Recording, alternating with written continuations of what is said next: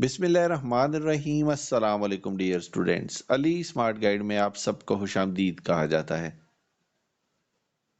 हमारे पास time and work series का एक इम्पॉर्टेंट क्वेश्चन है जिसकी स्टेटमेंट है, if 15 men can do a piece of work in 20 days, then in how many days can 25 men finish the same work? Question की statement में बताया गया है कि अगर एक काम को 15 आदमी 20 दिनों में मुकम्मल करते हैं तो बताइए उसी काम को 25 आदमी कितने दिनों में मुकम्मल करेंगे। डियर स्टूडेंट्स, एक बात याद रखिएगा, number of man inversely proportional होते हैं नंबर ऑफ डेज से, यानी कि एक काम को करने के लिए जितने ज्यादा आदमी होंगे उस काम को मुकम्मल होने में उतने ही कम दिन लगेंगे। हम इसको लिख सकते हैं, m is inversely proportional to d।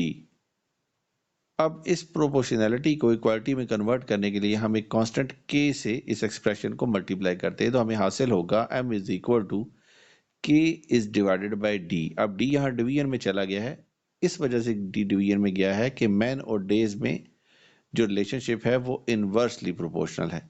यहाँ से हम k की वैल्यू कैलकुलेट करेंगे तो k is equal to m is multiplied by d। इसको हम इक्वेशन a का नाम देते हैं। अब क्वेश्चन की स्टेटमेंट के मुताबिक अगर एक काम को करने के लिए 15 आदमी 20 दिन लेते हैं तो उस सूरत में k की वैल्यू हमें हासिल होगी 15 इज मल्टीप्लाइड बाय 20। तो ये हमें हासिल होगा k इज इक्वल टू 300। इसको हम देते हैं इक्वेशन 1 का नाम। अब क्वेश्चन की स्टेटमेंट में मैंने पूछा था कि बताइए 25 आदमी उसी काम को करने में कितने दिन लेंगे, तो उस सूरत में k की वैल्यू हमें हासिल होगी 25 इज मल्टीप्लाइड बाय d। इसको हम इक्वेशन 2 का नाम देते हैं। अब इक्वेशन 1 और इक्वेशन 2 को हम कंपेयर करते हैं। 25 is multiplied by d is equal to 300। 25 यहाँ मल्टीप्लिकेशन में है, जब इक्वेशन की दूसरी साइड पे जाएगा तो डिवीजन में चला जाएगा। So d is equal to 300 is divided by 25। तो d हमने रिप्रेजेंट किया है डेज को, तो डेज हमें हासिल होंगे 12। डियर स्टूडेंट्स, इस काम को करने में 25 आदमियों को 12 दिन लगेंगे।